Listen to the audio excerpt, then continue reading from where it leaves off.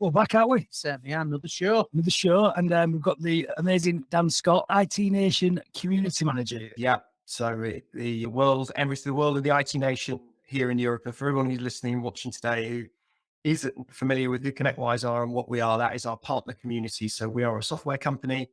And as part of that software company, we have a thriving partner community where we bring our partners together to learn from each other, learn what good looks like, learn what works, what doesn't work, because both are equally as valuable, to lift the industry up to new heights and to help grow their businesses and undertake digital transformation with each other and learn how to go about doing it in the quickest possible route, time, all that fun stuff. So we are, although we're part of a software company, we represent a software company, we're all about how people can build a stronger, bigger, better business and grow as people as well. Yeah, and I thought, well, I think that'll be awesome is, like every now and again, like every quarter, systematically, me and Scott disappear, don't we? Yes. And go work on the business. And we have all these crazy ideas. Some of them have come on. So, for example, all the Giant platform. Yeah. All that. Steve Cochran. Yeah. That came out of IT Nation. Oh, did it? Yeah, that's where we first learned about it. And what Dan's job is, I'll say technically I'm a customer, right, Dan? You're a partner. We don't have customers. You don't have customers, partner. It is, they help us grow our business. And I think the amazing story, which I always have, Alan Sorensen, his background is just amazing, isn't it? In terms of like, I'm gonna go with this. And if I get it wrong, you can help me out, can't you, Dan? So I'll just roll with this for a second. So Alan Sorensen set up ConnectWise over in America, and he was a farmer, wasn't he? So Arlen set up the peer group organization. Yeah, Arnie Bellini set up ConnectWise. But yeah, Arlen was a farmer, is a farmer. Well, still is. Still a farmer. And he just believes in growing people like you grow crops. They need the right conditions, environment, and you've got to nurture them, love for them, and they grow. And he's built a full business and methodology around that. And Dan sits front and center of that, leading that charge to grow other IT companies, but we all help each other. And it's an amazing group, and it's like a family that challenge you and support you in ways that money couldn't buy, could it? Yeah, the only people that can really understand who you are and what you do is the people that do what it is that you do. As IT small to medium business owners, it's all about giving people the help and support, both personally and professionally, because we can all go and find some kind of chest beating numbers club, can't we, where everyone just comes in and says, well, they want this course. It's not particularly rewarding. In business, everybody, especially when they're entrepreneurs, the blur between your personal life and your business life, there is no line, is there, between the two? People need support in both. We believe in Evolve that to be successful, you've got to focus on both aspects of your life. And you can't look at one at the expense of the other. Otherwise, when you get to the finish line, it won't be the kind of happy place that you wanted it to be. So it's very unique, but it re-echoes. But prior to joining ConnectWise, I was 13 years in MSPs. And my mentor and leader in that time always said, look, we focus on our people. And they're coming back, Leon, to what you said about Arlen. That's exactly the same. It's focus on and belief in people is what put him where he is and what he built around him. We focus on our people, then we focus on the services that we build, then we focus on the clients, and the pounds will take care of themselves. They're down here. So often we put the end result up at the top, and people desperately trying to look at what's going to be the highest gross margin service we can introduce this quarter, and all the sort of things. Just focus on your team, focus on your services, focus on your clients, and the pounds they'll follow because you're doing the right thing. And that's exactly what we teach at Evolve. And it's just helping people to see the bits themselves they don't see, hold each other accountable, because again, who have you got that keeps you honest, that you can't spin a bit of the yarn to? Because when we're talking to other people, you can dress it up, Cardi, and go, yeah, we're doing this. It doesn't look great at the minute, but it's going to be all right in the end. But people do what you do, see through it. Somebody on the outside, Dan, looking in, because you said what you do is unique, all of you. So you're in the similar industries. We're all in the same industry. We're all in the same industry. Just for anyone listening, might not understand what an MSP is, but an MSP is what we call a managed service provider. Provide managed IT services in some shape or form. So whether that be security, whether that be IT support, all the services that ThinkCloud provide you. And you all work together to each other, grow each other's business. Yeah, exactly. That's as simple as that. And then where ConnectWise come in, they provide our systems that we run our business on, but they're very much of the mantra is if the teacher's out here, Joel, if we can teach a man to fish, he can feed himself for a lifetime. It's as simple as that, innit? Is that age-old proverb. So yeah, and then what we do is we all come with different problems, different challenges. So me and Scott act as Hall's non-exec on his board. He has to report to us every quarter. So we get him in the room. You've been in that room, haven't you? Yeah, and they both challenged me, but it's a good challenge. And we had another meeting this morning and was talking about challenging from a good place, and you need support network around you. I've got a great support network around me, and I've got Scott and Leon who do challenge me. And we had our non-executive board meeting where I had to present to the board about 3 months ago.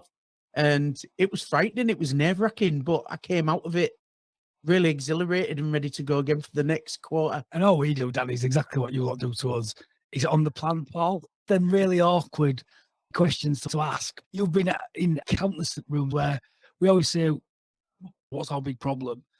And it's 3 years we've been part of it. And every time I go with a problem, what I think was my biggest problem is never the same when I leave. Yeah, 100%. Let's take one that's very relevant in the moment, and that is people retention. Yeah. And the year of the Great Resignation, huge inflation in the cost of team members. So I've got people who are leaving my business, and I want to know why. Actually, when you get underneath it, let's unpack that one and where that often goes down to on a little tunnel. It comes back to leadership, whereas people might come into it thinking it's money. And I've got people leaving because they're getting a better offer down the road. Okay, let's unpack it. Why are they leaving? What are they saying to you when they're leaving? What made them happy? You know, when they were happy with you a year ago, why were they happy? And that might come back to leadership. I believe that people, when they don't feel as though they've got a vision, mission, strategy, appreciation, recognition, encouragement, and someone who believes in them and challenges them, then I think that makes them far more, shall we say, of a flight risk than because they've got the impression they can get another X £1,000 from going down the road. If someone's really happy and they believe that someone believes in them, and I've been there personally, the temptation for a little bit more just into your mind. So that kind of thing, you come into it thinking, how on earth are you affording to pay people? Actually, the people who are really great at retaining people are those that actually can just really demonstrate to their teams that they understand. I totally agree with you there. And in the industry, I go in and I'm delivering mental health training into companies and organizations. If people feel that they are looked after, the bosses are looking after them, it's all about culture. And the culture gets led from the top. And I think if you've got a really, really good culture, if you get a really, really good culture within the business, people won't go for a little bit more money down the road. They're going to stay where they feel happy and appreciative. And I think, yeah, I absolutely agree totally with what you're saying. Yeah, a great leader believes that they are capable of doing more than even they think they are. They're like, if he or she is asking me to do this and they're saying that they believe I'm capable of delivering it, I wouldn't have thought I can do that. And that's when it's amazing, because that team of people, they can do anything. And when you get a whole team in that kind of place, that company, that group of people, they'll conquer the world. They're capable of anything. Nothing can stop them. Yeah, absolutely. I think after that introduction, I'm going to ask Dan the first question. Right, Dan, what are the three books that have greatly changed or influenced your life? Okay, number one is a book called Creating Magic, and the subplot is 10 common sense leadership strategies from a life at Disney. And it's written by a man called Lee Cockerell. And that probably is quite a bit above the others, I would say, because it proves a couple of things. And when it says common sense leadership strategies, it really is. Lee Cockerell grew up on a farm in Oklahoma. And I'm paraphrasing a bit. If he ever hears this, I might get it slightly wrong. Sorry, Lee. Cockerell was, I think, his third surname. He didn't go to college. He dropped out of the army. He is not your stereotypical business leader, shall we say, whether it's been at Harvard, MBA at Stanford, this, that, and the other. Fast forwards, they're probably 30 years from that one. Lee Cockerell had something like 20,000 people reporting to him indirectly because he was the VP of Walt Disney World in Florida after opening Walt Disney World in Paris. And it is just wonderful common sense, easy to follow strategy. So that'll be the first one. The second one for me will be Who Moved My Cheese?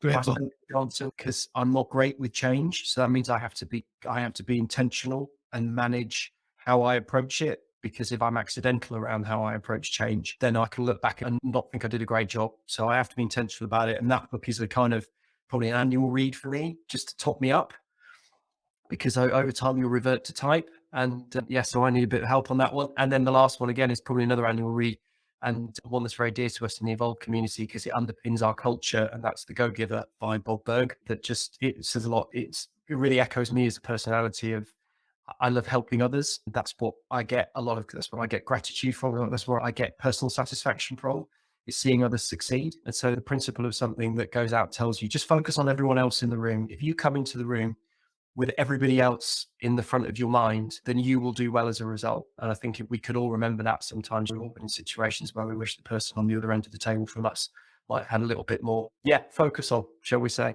So that would be my three, but Creating Magic by a country mile. That's the way I view a lot of the world.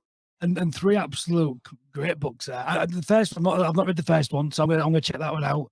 20,000 people, but I'm with you on Who Moved My Cheese. I'll read that every year. Have you read that one yet? No. I'll bring you in. So it's tiny and it's like a little fable in it, and it's just amazing, Paul. And I think in the line of work you're doing, I think you'd really love it. And what did you take from it then, Dan, in terms of your take? Is it Itchy and Scratchy? They're the two characters. I always forget the name of them.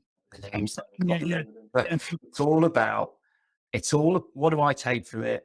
I take it that you've got to be on the front of the change curve. You've got to be out there, and it's all about for people who read it, it's getting your skates on and going out to find new cheese. It's a parable about mice in a maze, and they go to eat the same piece of cheese every day, and one day the cheese isn't there. So what is it that they go and do? They all react in different ways. I'll stop there so people could go read it and enjoy it for themselves.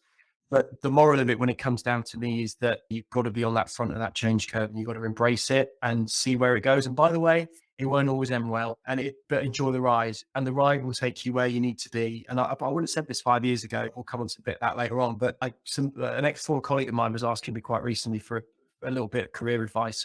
I summed it up by saying, no, I'm not going to talk about the things that you've been offered or whether you should take them up, because that's up to you and inside of you what you should do.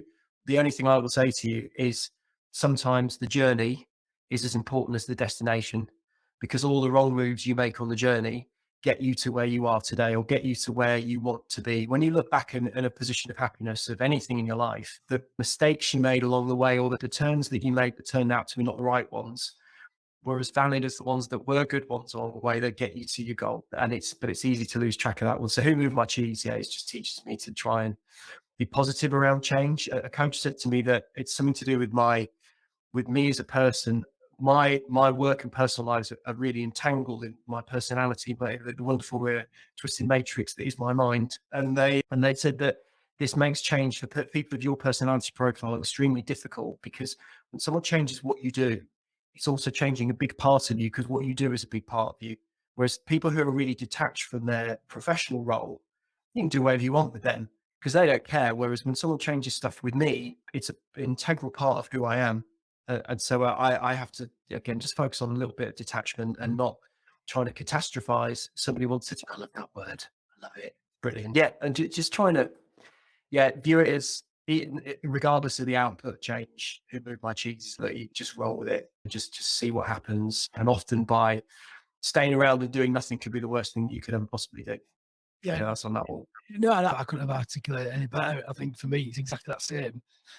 And just understanding your change is a constant, and you just got to keep moving. We were talking earlier about you like to drive to work past your old places, right? Yeah. His former place where you used to work. And how many years do you work in the same place? 32. So obviously didn't like change. No, probably still being there now. Yeah, and it's that wanting change, but not doing it. But then it was like quite interesting. I seen a video. I did a little video the other week about life in the day where you started. And I remember sitting in my first office, where it was just, I had an office the same size as this all I had before I joined ThinkCloud. And I remember putting all my plans on the wall, and Paul used to have an office at the other side from me doing the Man Club stuff. And he used to want to do your own business, but you just didn't. You was too scared to do it on you. Yeah, I was too scared to do it. But eventually it happened, and it was just nice to watch a video of him saying what his day's like. So he starts off in Hull and he's delivering all his courses, trained to London, delivering down there. He's trained how many of you guys at IT Nation? There was all in the UK, was there? Was it those people around the world, or was it? Yeah, everybody in the ConnectWise UK office, yeah. So Paul Carney put 2 sessions on so that some people could make one, some the other. And trained our entire team. So there's about 100 strong of us in the UK, about 3,000 of us globally. But yeah, it was fantastic. Yeah, and it's like that. And I would have thought you'd have been training, but I give him a little idea. I like my marketing hat on, Dan, so I always like share little ideas. And I thought, what would be a great thing is to put on your website a little map tracking where you've delivered training. And where have you delivered training till, Paul? You put it on the website now, haven't you? Yeah, Malaysia, Australia, America, India, Pakistan, Canada, Ireland, England, Scotland. I think there's 12 countries around the globe and growing. And when you say some of the mistakes, Dan, that you make, and you don't think you're going to get there, and you look at the mistakes and you look at the path, I just can't believe it. I was stood in London last week, and I was delivering to a company called PA Media, Paddington. And I looked up at the skyscraper, and I rang you, and I just went, Leon, how have I got here? How have I got And here? I said to him, real simple picture, Paul, you bought a train ticket and you got drunk on the train and that's how you got here. Yeah, I just looked and I went, how have I got here? But it's frightening, isn't it, when you look back and you see where you've come and the journey's just begun. Yeah, so it's great. So I agree totally what you said, Dan. Yeah. But I think it's like anything, isn't it? I think if we have got some business owners listening to this, sometimes we hear it a lot in IT Nation. We always complain about marketing, don't we? I'm always complaining that I need to know more about marketing and other bits. But I was watching, I went and watched a speaker the other week speak, and he was one of my first customers, actually, a guy called Jonathan Leith. He ran one of the biggest sort of marketing agencies in this region. And he talks about marketing. I thought, this is brilliant. I need to share this with Dan. So if I ever learn to you about this is what we need to say to each other. But it's like you market all the time, don't you? Right? Yeah. Always doing stuff. But he said marketing's a bit like getting drunk. Having so it takes you 7 beers to get drunk, doesn't it? Yeah, Yeah. 7 beers to get drunk. Which one of them 7 beers gets you drunk? What do you say, Dan? Which one? Is it All of all- them. all of them? So half the time in marketing or in what we're doing, it's same as in life. The steps we take, we don't know how we really got there, but it's all them steps, isn't it? It is. Yeah, it is. And including the wrong ones. It's every now and again, we've all got a list of things that we revisit in our lives, don't we? And one of them for me is the Steve Jobs' commencement speech at Stanford. Amazing speech. I'm not his biggest fan in many terms. He was a bit of an autocratic leader in some ways and all that sort of stuff, which is well publicized. But it's a brilliant, a wonderful 10 minutes of your life to listen to every now and again. And there's a bit about, yeah, I learned more about by dropping out of class, by dropping out of his course and dropping in on other things that interested him. And he gives a story about a calligraphy class that taught him the beauty of typeface. That, of course, then fast forward, and that's why personal computer's got a font book. And you just think, again, it's the road traveled, isn't it? Many people could quote dropping out of Stanford as the biggest setback of their career or whatever, but actually he spins it around and he says, you just follow the paths and see where it takes you. I appreciate it's easier said than done, because when it's not going well and your stomach's in knots and your head is all over the shop, you just want to pull the ripcord, don't you? And you just want to retreat to safety. So talking someone in the eye of the storm is very difficult, but we're hopefully trying to keep a bit of perspective on it when you look back and you see some of your missteps actually did pretty good for you. Yeah, exactly. That leads us nicely, Dan, nicely. What is your feel-good song or music that gets you focused or makes you happy? So I've got the weirdest taste in music. Yeah. I know everyone says this. Everyone does say, I've got a really eclectic taste in music or something like that. I really do. My playlist is just weird. A combination of a bit of Discovery by Daft Punk, not too keen on their latest stuff, but the early stuff is very good. Hangworks Belcher as well. Through a bit of Oscar Peterson, bit of jazz piano, also John Mayer. Definitely. I'm memories of John Mayer from being in California, and he was all over the radio at the time. So driving around in the sunshine with it was every fourth song that was played on the radio. The car I had didn't have a CD player, so it's a radio or nothing. And so it brings back good memories, and I can just sit with it on in the background and focus on stuff. So yeah, French house, jazz, and like country rock would be 3 I could think of, which is pretty weird and wonderful. That is definitely weird and wonderful. That's a first for us, isn't it? I like it. I like a bit of a eclectic collection. I listen to opera, me. Only by myself though, because nobody else will listen to it in our house. But I don't like it in the car. That's because you're not only singing it, Paul. Yeah, you're not supposed to sing opera. Question 3. What purchase of £50 or less has most positively impacted your life in the last 6 months, Dan? I sent my wife a bunch of flowers from the train to go meet Leon at our Evolve meeting. So I was checking out for a week, and I'd not long been away, actually. My 40th birthday earlier in the year, and my wife arranged a get together for friends. We all went to a hotel and had a really good weekend, had a load of fun. And then not long afterwards, I decamped off for a week to the Evolve meeting, and I sent her a bunch of flowers to say thank you. No reason. It wasn't Mother's Day. It wasn't her anniversary. It wasn't like that. I just wanted to say thanks. And this will come up a few times in some of what we'll go through, but learning to be intentional is a wonderful word. Learning to be intentional with showing appreciation and thanks is probably one of the things that made a huge difference, in my life. So yeah, it was the impact that something so simple can have. I love that. And I think that was one of the biggest things I learned actually on the Giant platform, going through that exercise. The difference between being accidental and intentional. And it's only a small word to it, right? And it's huge. It's huge. I think that links back into that book, the Go Giver book you talk about as well. And I think the challenge at times is sometimes you can be so wrapped up in your helping other people, helping everyone else, and the people who are the closest to you, and the biggest cheerleaders of you can drive over them, can't you, by not actually being present for them? And it's back in the giant. I can see it now. Where do your eyeballs go when you're at home? Is it on the wife intentionally, or is it on your screen? And I think I can see you nodding there, Dan. Do you want to add to that? Because what do you? Yeah, it's just it's everything and everyone, isn't it? It just, by going out of your way, doesn't even have to have a pound value attached to it. I love the question because of under 50 quid, it just helps focus the mind. It's not about who wants to spend the most or anything like that. But just going out of your way to be intentional and thank people it's fuel for people, isn't it? When someone comes up to us and just says, I really appreciate that, or that was really great, I can't thank you enough, and things, it lifts everybody's day. And I think just to learn to be intentional, and I'll learn 100% to what you said, the way my brain can work, especially when I'm a bit pushed, I'm a bit stressed, is that I think at a million miles an hour. And when something's fixed or I can tick it off the list, I don't give it a second thought. But just to stop and give thanks to and appreciate those around you that help you get to where you are, it's really empowering. Some people don't need it. That's fine. No one dislikes it. Very few people dislike it. Some people don't require it, but you can give it to them anyway and it will just bounce off and there it goes. But others really do appreciate it and need it. And those people probably won't ask you for it either. So I just try and be intentional with people, I think, and let them know what they did. I love it. Love it. It keeps us grounded, doesn't it? I'm going to the next one. Do you have a lesson from a failure of yours? Loads. we run out of tape. And first of all, I would say that reaching the finish line on your own is a lonely place. Make sure that you bring people with you. My default, again, when I'm a bit under pressure, is I'll run around in the background and fix it all. And just like dot all the I's and cross all the T's and try and bring it all together. Whereas the right thing to do is to bring people along with you, and it's to empower the team around you to join you on the journey, so you focus on the people and not the task, I think would be the technical way of saying it. But yeah, what I learn is that just because you might achieve what it is you're looking to achieve, it's how you do it. And it's not just steamrolling to get everything done and hit a deadline. Always better to be late but deliver as a team than it is to do it on your own. And yeah, that comes from personal experience of doing it and then realizing that you end up in a place where you finish something. I'll try and keep it non-specific, then people can hope to find their own context to it rather than me giving mine and it being like, I'd never do that in my life. And you end up in a place where you know everything about the thing that you've just done. No one else has got a clue. So every problem they ever have with it, they will come to you.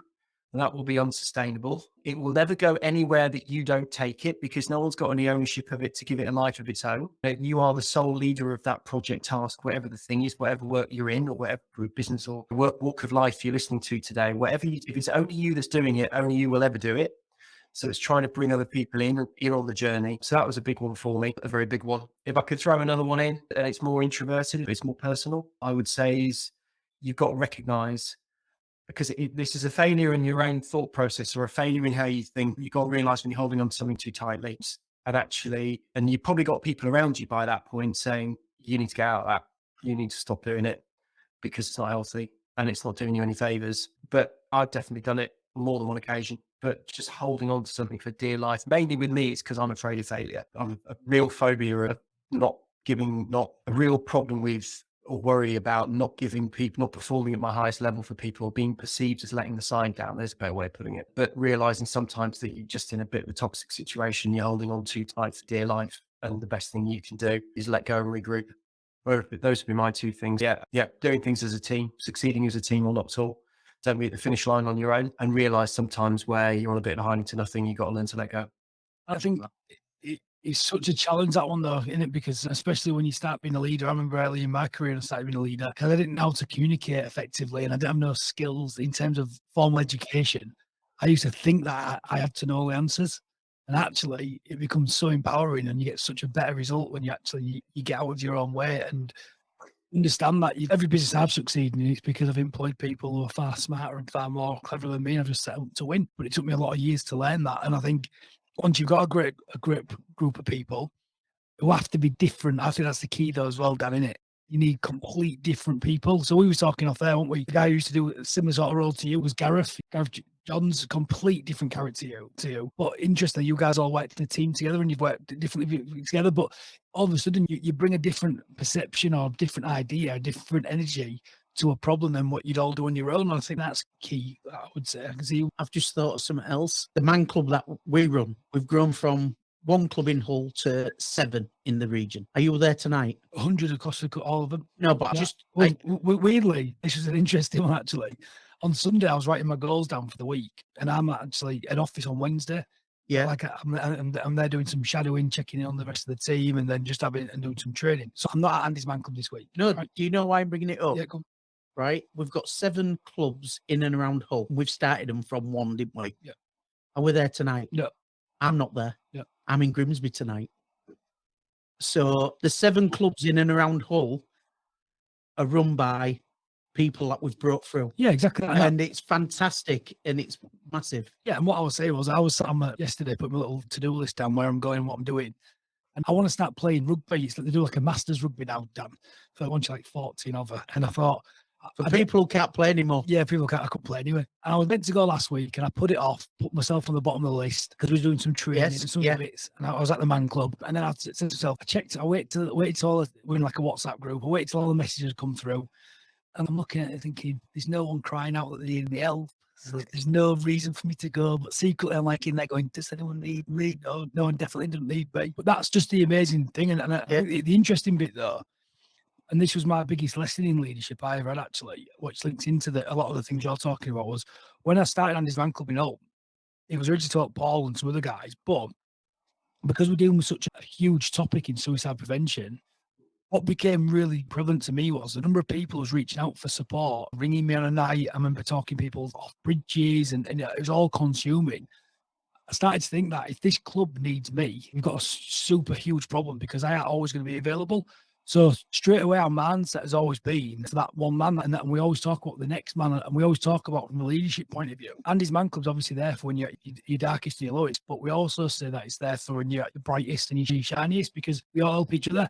And we always bring on that next leader, don't we? Yeah. And I think that's what is amazing because, like you mentioned tonight, 7 clubs locally to Hull, 100 across the region, and we're not easier in any of them 7 towns. No. Because we've got great people. And actually, what was real nice, I went over to Rovers the week, and I've been going there and helping out with some new facilitators.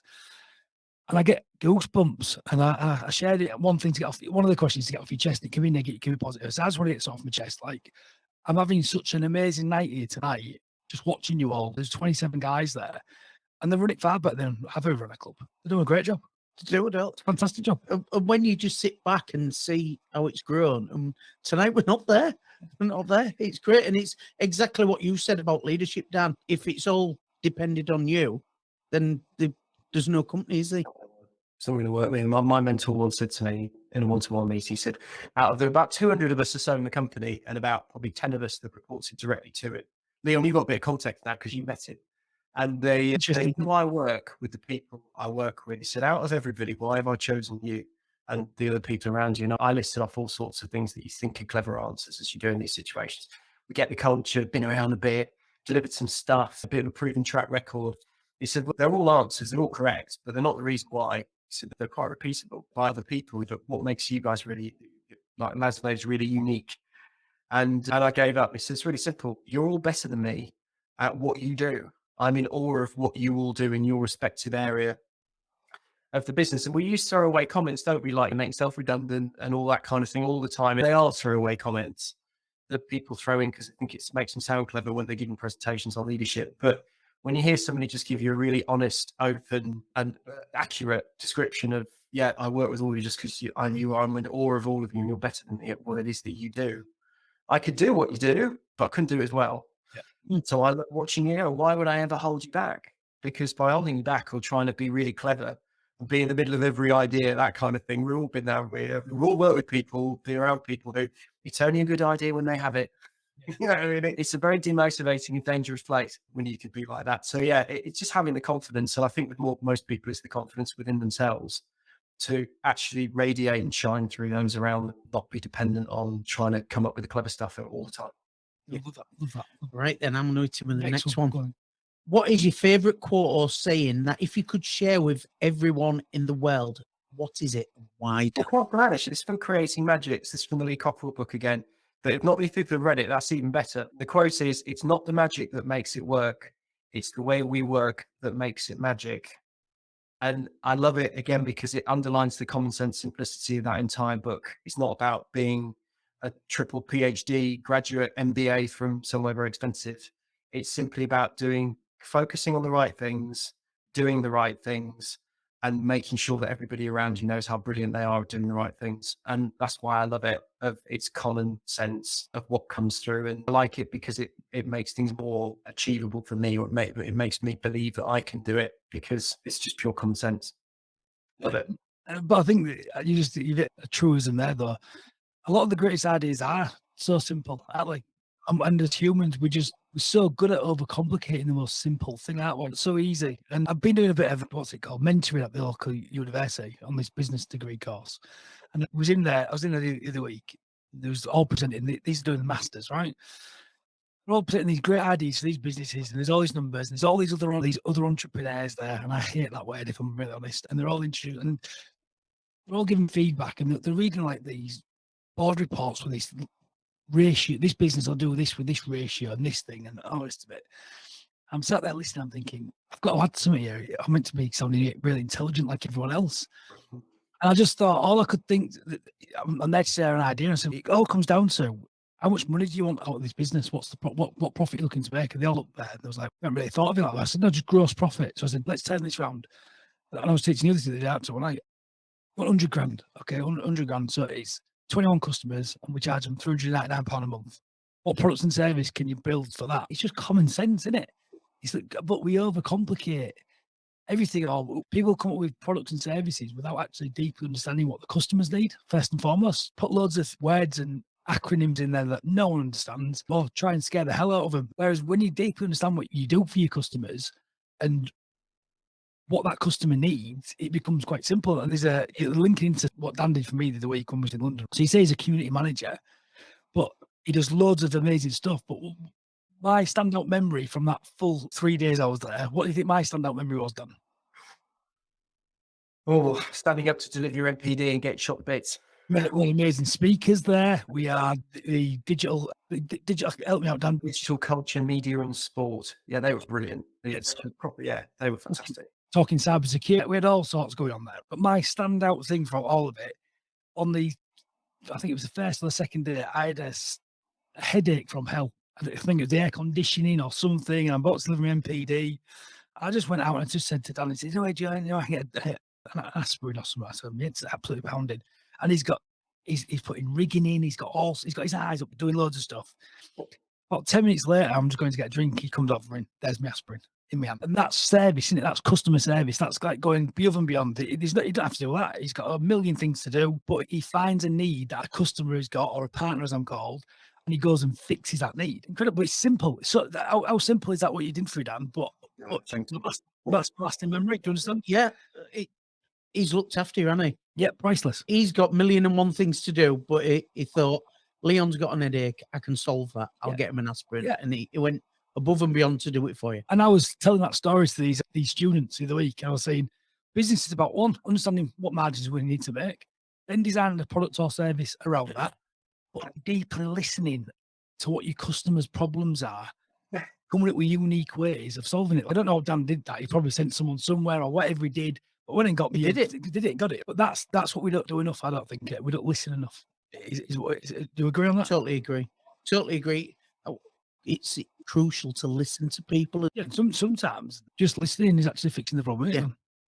Sometimes you can't help, by the way. And obviously, I would never profess to be any kind of expert or understand, but looking at what you do in Andy's Man Club, or what all the group leaders do in Andy's Man Club, there are questions and issues for which there are no answers. And sometimes people just want to be heard. We've all been in situations, no matter the walk of life, and someone wants to have a bit of a complaint or raise an issue with us, whatever, personal or professional. They don't need recompense and they don't need anything out of it. Someone is not always angling for something, but what they do want to be is heard and understood, and heard that you've understood their frustration of whatever that might be. Yeah, I don't claim to be an expert at it all the time. Again, one of my big failings in life is I need to learn to be more comfortable with not having an instant comeback for something, just being able to say, can you leave that with me? I'll come back to you. I want to digest it. Or even, I always remember a great coach, and I use this all the time. I generally have no idea. I don't know. I don't know how to fix that. I generally don't. And be okay with that. And I can go away and look at it, but it's okay not to know as well at times, isn't it? I think. I'm going to the next one, Paul. Go on then. Or is it me? Is it you? Yeah, no, It's sure. me, doesn't mean it. So, in the last 5 years, what new habit or belief has had the most profound effect on your life? Investing in me, I think, would be the thing there. Things like who I am, what I value, what are my strengths, what are my blind spots, equally, because we all have them. I wouldn't call them weaknesses because they go into making you who you are. And if it weren't for the things that you need to be careful of, then you wouldn't be creating the things that you're brilliant at. So I think just taking time, I say investing, that's not really money either. It's just investing time and energy into learning more about you.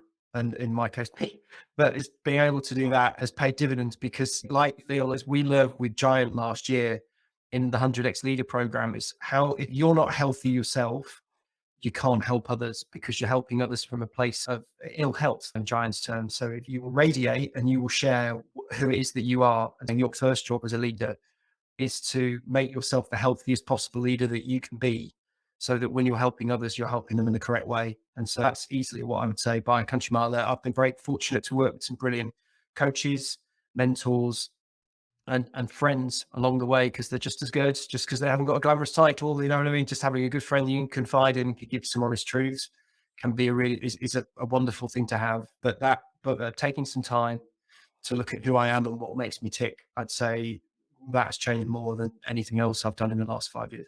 Anything tangible any of our listeners could take away? Anything you do? So I can help them out. We've done, all three of us in this room actually, we've been doing the 100x Leader. We've been training on that. Yeah. Couple of, I think it was 15, 20 minutes a week, really. Yeah, we've all been through something like Disc or Myers-Briggs, that we suffered for 30 minutes when somebody took us through the report and then probably forgot 15 minutes later. Yeah. There are a number of different style, personality profiles of it. Let's take who you are and show you it through a mirror. So what does it look like to be on the other side of you? Tools out there.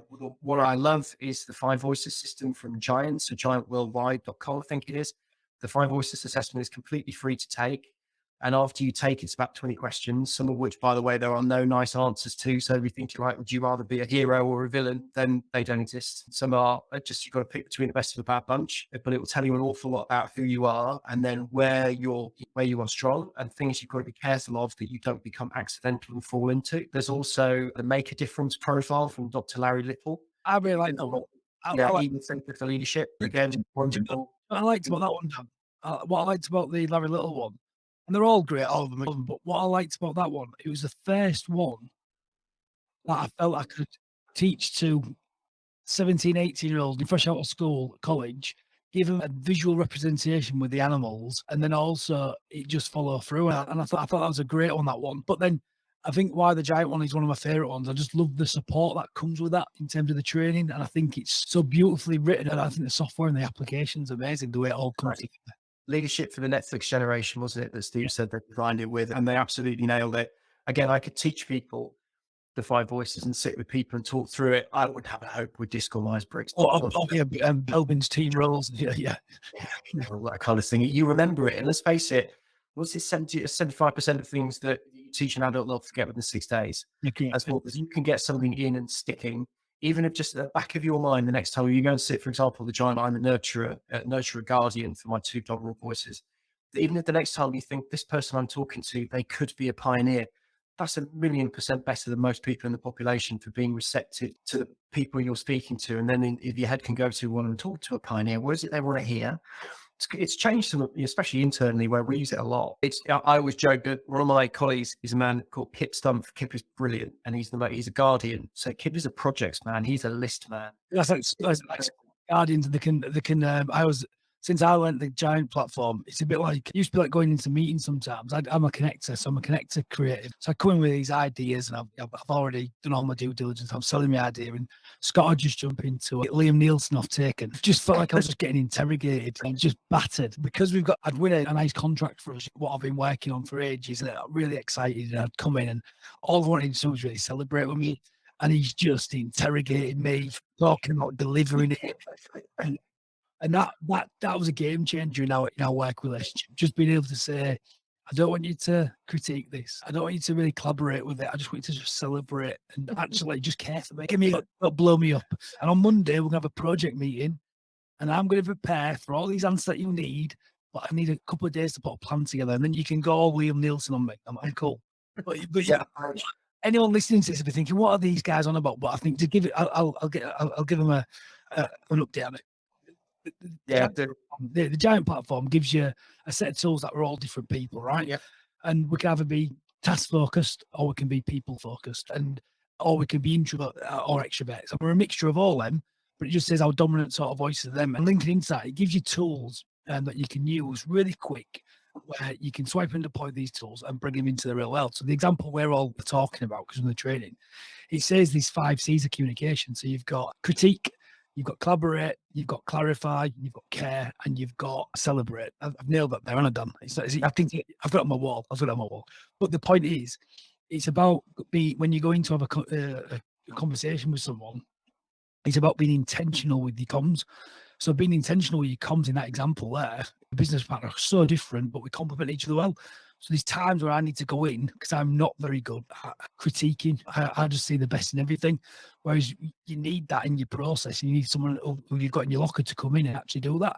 But also you need to be aware of what you need at that time and actually go in. And that was one of the most empowering things I ever learned when I go into meetings. You've done it with me at times, don't you? You'll send me stuff. And before, I just jump into critique mode because I always want things to be better. And whereas now, you actually say to me, Leon, I want this critiquing, I want this, that. And I think it's being intentional in your actions. Would you say so, Dan? Yeah, it's all about intentionality. That it's know yourself to lead yourself with the Giants model. It's like a figure of 8, and it's our actions lead to consequences, which become our reality. Yeah. And then again, the actions, tendencies, consequences. But by knowing who you are, by who you are isn't you on a great day. It's you when you haven't had enough sleep, you've got far too much going, and someone just catches you at that wrong moment, and knowing, unless I'm intentional in this conversation, this is how I'm going to be perceived, which is going to create this, which is going to bring me back to my reality. And it's this self-fulfilling prophecy that so many of us, when you find yourself in a situation that is far from ideal with a person or a group, and taking that really hard step back and asking, what have I done to bring this about? What is it within me? Because we've all got things within us that are both simultaneously our biggest strength and our biggest blind spot, as I like to say. I don't like weakness because it just doesn't sit well with me, but it's all about what are the things that we've got to be most intentional about so we don't fall into that trap of ending up there. I love it. And I think as well, when I've sent stuff for critiquing, I haven't sent it for critiquing, but I know when it is critiqued, I know it's come from a place of love. So it's not, I used to sometimes take it personal. I don't anymore. I think that comes with a little bit of experience, doesn't it? And education. Yeah. And I think it's about having that team, that mastermind around you, who have all got a different voice or a different skill to pick up on your blind spots, Dan's mentioning. Yeah. But I think we should hit him with the next one. It's my one, Dan. Knowing what you know now, what advice would you give yourself at 18, and what advice should you have ignored? Stay true to who you are, understand who you are, and stay true to it. Everyone can be put in situations sometimes where they are tempted to bend who they are to conform. And that comes back to a bit of what I said earlier about holding on too tight. You've got to remember that your strengths, you are who you are, and that makes you amazing. And you've got to find the situation where you can use your talents to shine rather than trying to cover up all of your blind spots or trying to permanently try and change who you are in order to conform and fit in. I would urge them to look at what you admire in other people and distill that out of the tangible, out of the who they are or what they do for a living, how much money they got and all that nonsense. Try and strip it back to the qualities that they demonstrate that make them appealing to you. So if you look at some of the greatest leaders around you, everyone's got their own lists and everyone's got their own visionaries that they would look to, maybe not imitate, but they would look to demonstrate those same qualities. And usually it's all, you boil them down into their sort of raw component form. And it's all about them empowering other people, them being surrounded by amazing people, them being motivational and inspiring, even when things are going really badly or things are challenging. And try and take out those raw component parts of what around in people that you look to emulate, rather than perhaps the physical characteristics or the tertiary characteristics of what you look to emulate. Because I think that's quite key. What should you ignore? Probably something about what it is that you need to know, because it's not what, it's who, and your network that you build around you. So I'd say I'll focus so much on the thing that you need to know on the topic. The topic's going to change as you get older anyway. What you're 20 is going to be relevant by the time you're 40. Especially for me, that I grew up in the world of technology and worked in the world of technology my entire career. So what I learned 38 minutes ago is relevant. But it's about, so don't focus on that, but focus on the people around you, building your network, building the brand of you. What do you want people to think about when they think of you would be definitely a piece of advice for people to focus on and keep building that network of those that support and empower you. And probably the last bit I've written down is a link to, I've got my notes here because I need notes. I'm not a good off the cuff thinker, unfortunately. I have to, afterwards, I go, oh, shit, I said that, and that. So I've got to scribble things down. And it's really on that conformity bit that I've mentioned earlier on. There's a quote by Maya Angelou, civil rights activist, that I love. And that's that when somebody tells you who they really are, listen the first time. Go with your gut when you get a bad feeling about a situation, like being held back, or somebody isn't in giant terms, both supporting and challenging you, and isn't for you, get out. There are plenty more opportunities there, and your path needs to go somewhere else, and learn when to let go, I think would be my other one. So hopefully they all make some sense. That's a huge one because we do. And I think it's because one of the human conditions is we don't believe in ourselves a lot of the time. So we put up with a lot of rubbish. And I think once you learn to let go and know that you are enough, I think everything good happens from there. So I like that. I really like that one. Is it me next? It certainly is. It's a good one, actually. I do like this one. It's odd, isn't it? Because we're out of sync. We've done these No. creatures of habit, aren't we? I'm thinking, yeah, we all at times feel burnout, unfocused, unenergized, overwhelmed. What is it that you do? And if helpful, what sort of questions do you ask yourself to get you back in alignment? Probably prefix it. We're not talking about all this stuff. I sound like I'm like some sort of chill, like Zen. I sound a bit like I've got it all figured out. It's very easy when you're being asked a series of questions and you can answer them. I'm rubbish at most things that I've spoken about today. Is what I think everyone is. I don't speak from any position of authority or competence. I think it's probably the best one. Yeah, I'd challenge on that, actually, Dan. You do speak from a position of competence because you are a leader in your field. How many big businesses are through your program? I'd be interested to understand how many different leaders and different people your facilitation helps. So I would challenge on that. You definitely are competent within this field. But I burn out massively. So I'm going to talk about how you avoid burnout and things, but please don't anyone think that I don't get frazzled. It happens far too often. I am awful. I'm the person that will sit up till 2:00 in the morning trying to get it to work, and then get up at 6 and keep trying again, or having not slept, because all you do is go to bed and think about it for another 4 hours. I'm dreadful, and I'll push myself to breaking point. I've done it on a few occasions where you lose the wood for the trees, but of course you're in such a bad shape, you're in such a bad state, you can't see what you look like from the outside. You can't recognize those signs in you. So if anything, what I try to put in me, it doesn't always work. This is what I mean. I'm not speaking from a position of competence, just from I'm learning, I'm getting better, but I get better slowly, is to stop and come back to something. And that's the hardest thing in the world to say to someone when they're in the eye of the storm, but you'll thank yourself later on. Never reply to an email in anger. Yeah. If that means that you got put a rule on that means you can't send any emails for 24 hours, it holds it in the outbox, then do it. But you've got to recognize, and unfortunately, if you've not been there, then you're probably going to have to go there to come back. So you're going to have to send something a bit daft, and then you're going to have to learn from your lesson, learn your mistake. But in the morning or later on, that thing which is causing your blood to boil will not. Because you'll have a nice rational response to meet the other person halfway and all that kind of fun and games, then go back to it. Don't stoop to the level of those that frustrate you if you are burnt out and frustrated. And I try and recognize, or I try and ask myself, if I'm responding from a position of emotion or from a position of being considered.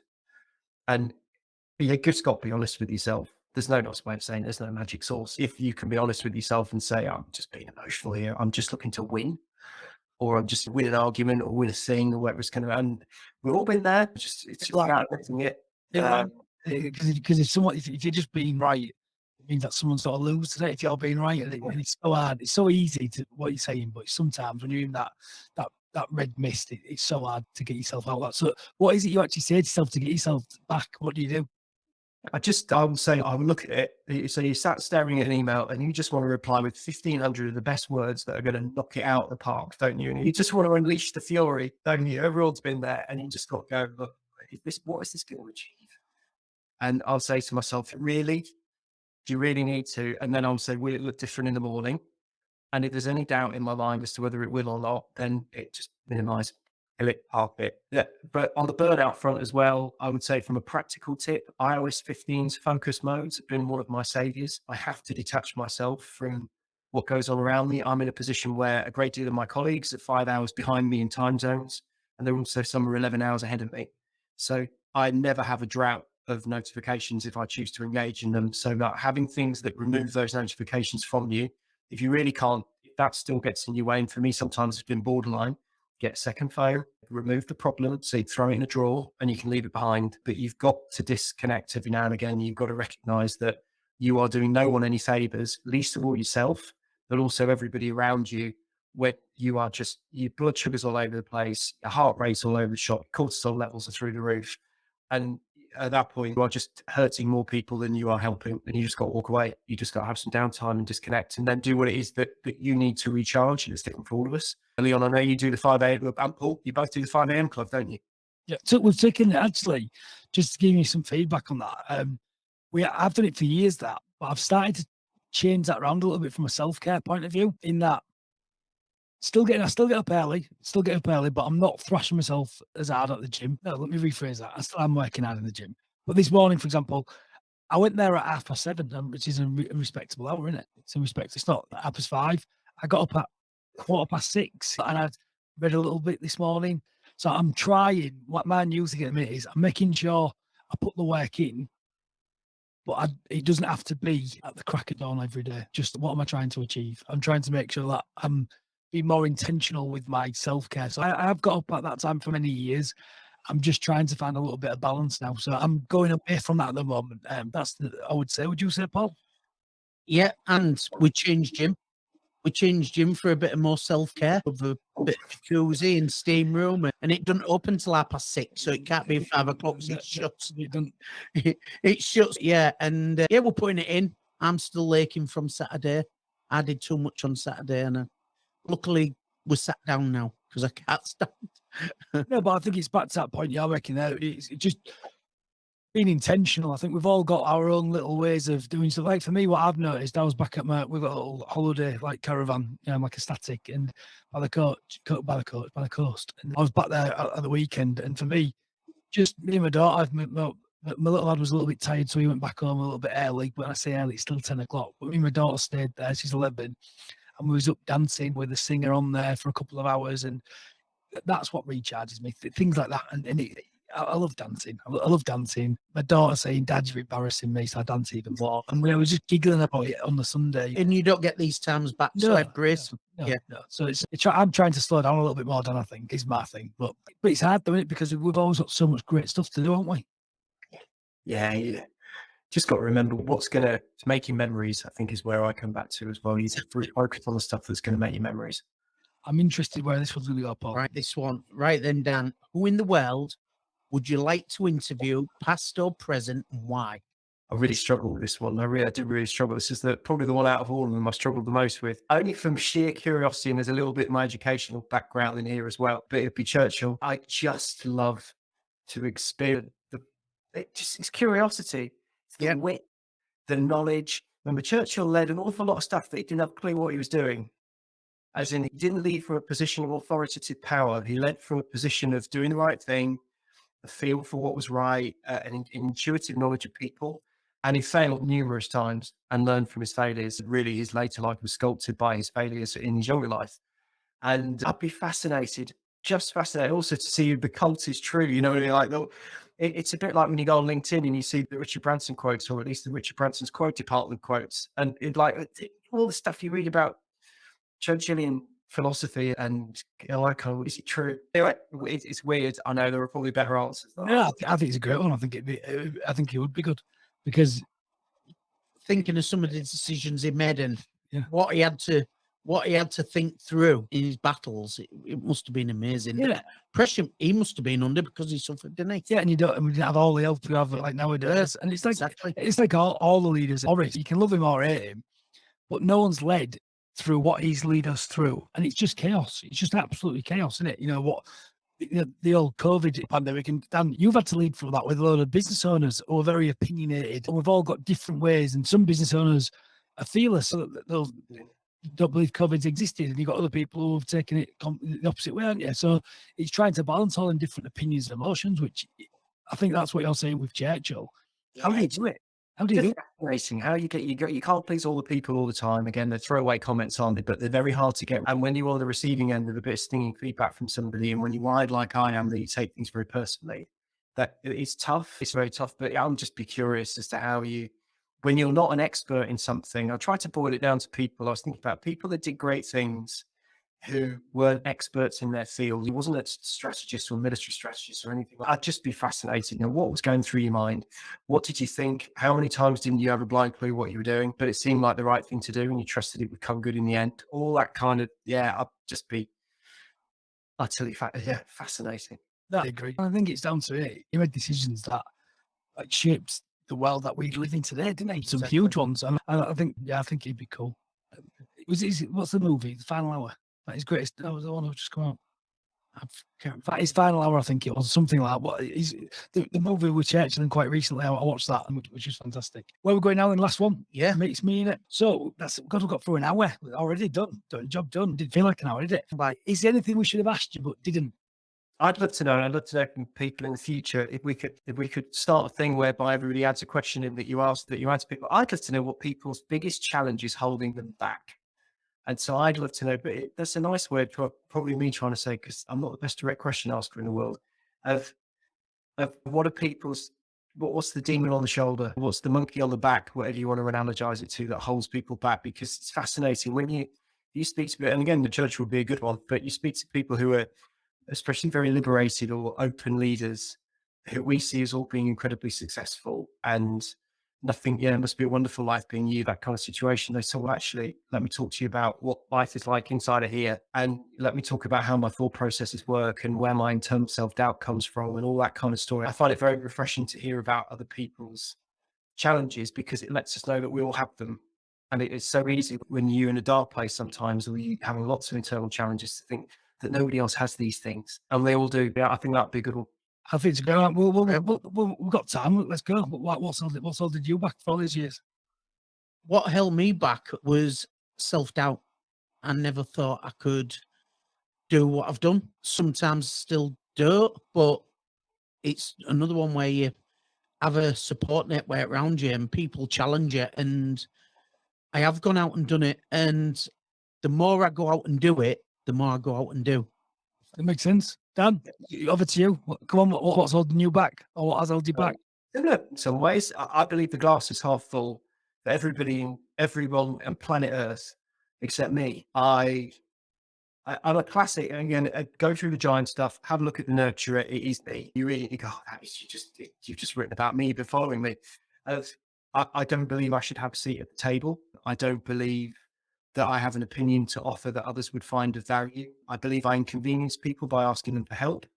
So I have to try and overcome that. We were talking before we hit the record button, and I said I have a role, a professional role of that of an extrovert, but internally I'm quite introverted, and I balance that by I sell that to myself to be able to do what I do by telling, and is how I approach everything, that it's all about other people. I want to put the spotlight on others. And I just have to be in it a little bit so I can shove it that way, if that makes sense. I had to do the beginning bits so I can then focus on other people. But it does hold me back. It does. And it doesn't matter how many times someone would tell me, oh, that I value what you said, or et cetera, or you had a really great input there on something. That effect will be gratefully received and last about 15 minutes before it wears off again. It's self-doubt, I think, Paul, as you said very succinctly. Let me tell you, Dan, in the next 15 minutes, you'll forget this, but you've inspired me in the last hour. Yeah, there you go. You'll forget it in 15 minutes, but We'll send him an email in the future and we'll remind him. But I think that there's a common theme, because like mine's always been self-doubt. And it was quite interesting when I shared this with you, because you've known me since I've been like 10 years old. And it was interesting because Paul was one of the first leaders in my life. So in rugby, he used to make me believe I could do things that technically I wasn't the greatest, but what's the saying? Talent wins games, but if talent ain't prepared to put the hard work in, hard work wins out every day of the week. And I just have this ability to work hard. That's it. It's nothing more, not talent, just work hard. But when we were talking about business and other things, I was helping you in certain areas. Like, you just got to put yourself first, and you've got to do it. But I think the thing for me what's held me back for many years, which I work on. So the reason why I go do the things at the university, because I have no formal education. It used to always be that, because I have no formal education, I'm stupid. That was my belief from me being dyslexic. But I go put myself in these arenas now and teach things like that at FEO, because I do generally, I have to work on this every day. But I do believe I can add value to someone's life. I do believe I've got something to give. But sometimes that it can get a little bit on top of me. I can be like, I ain't got no qualifications, so who am I to be sharing this opinion? But I have to work on that every single day because I am good enough. I am worthy. So I would say not being good enough would be my thing that I battle with on a daily basis. But then I have a little switch I can switch and put my game face on, put a little bit of music on, a bit of Eminem until I collapse and I'm back in the game. But I think there's a bit of commonality there, isn't there, between all of us? Yeah, and I found that out with talking to business leaders, that not everybody's got it all figured out. And I used to think all these business leaders had it all focused and they all had it all planned. But the more I meet, the more I talk to, they've all had issues and all had problems, but they've just managed to keep going and get through it and make a success of it. Make decisions, I think. And it's a bit like, I love going to IT Nation because we all share all different ideas. And I get really excited. At first, I used to really doubt myself at this, but it was me and Scott come away this time. And we're doing something different in the way we're presenting now. And everyone's always doing something different, but we was doing something no one else was doing in the room. And like years gone by, that would have been like, oh God, that can't be right because I want to conform. And oh God, we must be doing something wrong if no one else is doing it. I get really excited about that now because we want to do something different. We want to be helping our customers in different ways. And it's been okay with that. And also being okay, it might not work as well. So we're going to go on a journey and we're just going to try our best and we're going to change, adapt, evolve, a bit like we'll move down to MHEs and just keep rolling. Just keep going. That's the sport. I like a sporting analogy because we can always, everyone can find basis in sport, can't they? Because it's all about achievement and practice to perfection. And I can't say I remember many of his quotes, but I do remember this one. And it was David Beckham talking about people see the 2 I score in the game. They don't see the 1,000 I miss on the training ground, and they get it. It's all about it. Just for me, it's just that knowledge, and having to remind yourself that the people you look up to, that they have their bad days, and they have the meetings that they're going to go to when they're really nervous before they walk in, and they're afraid they might not do their best, and they have some that they feel completely outclassed by those that are sat around them. And I think it's just knowing that even the people we look up to are really, really see as being high flyers and very confident, concerted people, that they have those kind of feelings as well. I think it's really important for all of us to remember, especially those of us who just, who see doubt in ourselves and who struggle to promote ourselves would be, it's all, the grass is always greener, isn't it? On the other side, it's not. No, but I think to close it on this, I think any listeners need to know that they are enough and you can, anything you put your mind to, make sure you got a great group of people around you and you can achieve it. Would you both agree? Totally agree. Absolutely. So Dan, that has been an incredible podcast. Yeah, so how can people connect with you? How can people connect with you who want to learn more? First of all, LinkedIn. I'd love to hear from everyone on LinkedIn. Please add me, send me a message wherever you like to. My email address, darren.scott@connectwise.com. Always love to hear from people, whatever walk of life or story you'd like to share is always gratefully appreciated. And look, guys, thank you so much. It's been a long-term listener, first-time caller, I think is the phrase, but it has been an honor. Thank you for having me. It's been awesome. No worries. So that's Leon checking out. Paul checking out. And checking out. Thanks, everyone. Cheers, Dan. Put this on stop.